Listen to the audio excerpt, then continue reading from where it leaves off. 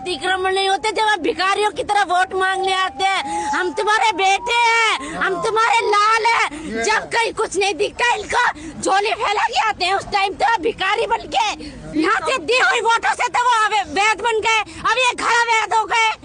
अभी देश में अतिक्रमण की मुहिम जोरों पे चल रही है। यूपी, बिहार, दिल्ली, एमपी, इंदौर, कई लोगों के 200 साल पुराने, 100 साल पुराने, कई 100 साल पुराने उनके पैतृक मकान जो तोड़े जा रहे हैं। तो मेरा एक सरकार से ये कहना है कि अभी कुछ समय पहले मोदी जी एक विदेश यात्रा से आए थे।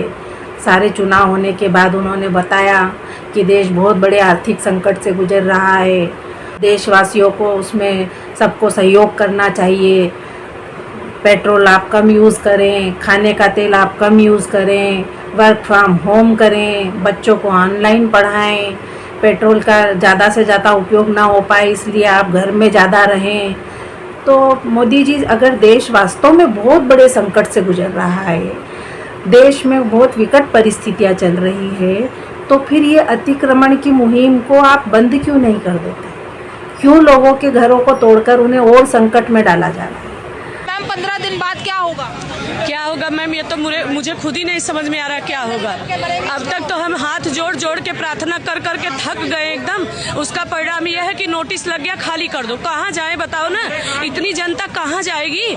सरकार को ये करने से पहले सोचना चाहिए था ना, हम इसी देश के हैं ना। देश के संकट को हम निपट नहीं पा रहे हैं तो इन लोगों का अतिक्रमण में घर तोड़ के इन्हें भी क्यों सड़क पे घर से बेघर किया जा रहा है?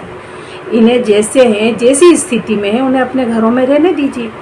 जब देश एक संकट से, बुरे दौर से उबर जाएगा, तब आप अपना विकास कीजिए। सीधी सी बात है, अगर देश संकट से गुजर रहा है, इसका मतलब देश के पास पैसा नहीं है, न ही कोई विकास हो सकता है। जब देशवासियों को पर्सनली उनकी सब चीज़ों को बचत करने का कहा जा रहा है, तो फिर देश की संकट को और क्यों बढ़ाया जा रहा है?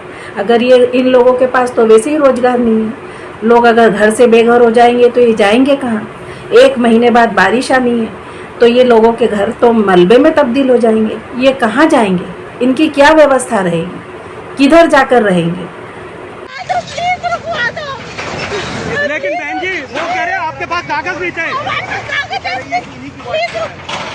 ये देखिए और ये देख सकते हैं, आ गई है भाई, बुलडोजर के आगे खड़ी हो गई है। सरकार से मेरा यही कहना है कि क्यों आप अतिक्रमण के नाम पे इन लोगों को घर से बेघर कर रहे हैं? इन्हें जैसे हैं वैसी स्थिति में रहने दीजिए और जिनके तोड़ दिए हैं उन्हें मुआवजा दीजिए। तो मोदी जी संकट कम करना चाहते हैं या आप संकट बढ़ाना चाहते हैं? सरकार को ये खुद सोचना है।